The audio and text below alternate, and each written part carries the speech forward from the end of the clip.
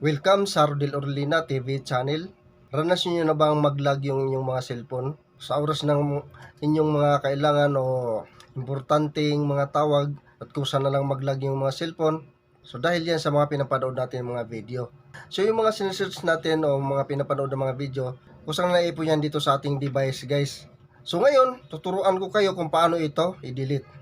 Make sure na panoorin mo lang itong video nito hanggang sa dulo kasi dito ituturo ko step by step kung paano ito gawin. So kung baguhan ka mo lang din dito sa aking YouTube channel, huwag kalimutan na mag-subscribe at i-click yung notification bell nang sa ganun magiging updated pa kayo sa mga susunod ko pa na-upload na video na katulad nito. So yun na guys, hindi natin ito patagalin pa. Proceed na tayo pagkatapos ng aking intro.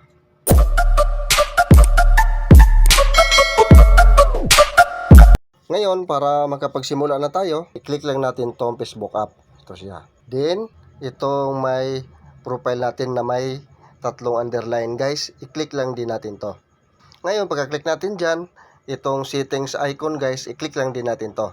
So, tandaan guys, ito yung pinaka-guide natin itong bilog na kulay orange. Ngayon, pagka-click natin sa icon ng settings guys, so scroll up lang natin siya.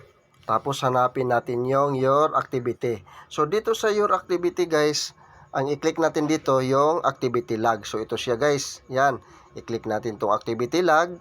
So, ngayon, dito na natin ngayon makikita yung dahilan na kung bakit maghang yung ating cellphone at bigla na lang mag-log out. So, dito yun guys. I-slide na natin siya ng ganyan. So, dito sa video watch, i-click natin to. So, sa akin guys, nakalagay dito no item. So, na-delete ko na to yung nakaraan guys kasi nga, nigurado ako na di maghang yung aking cellphone. So, dinahandahan ko pag delete yung mga posibleng maging dahilan ng pag-log out ng aking cellphone guys, yung paghang.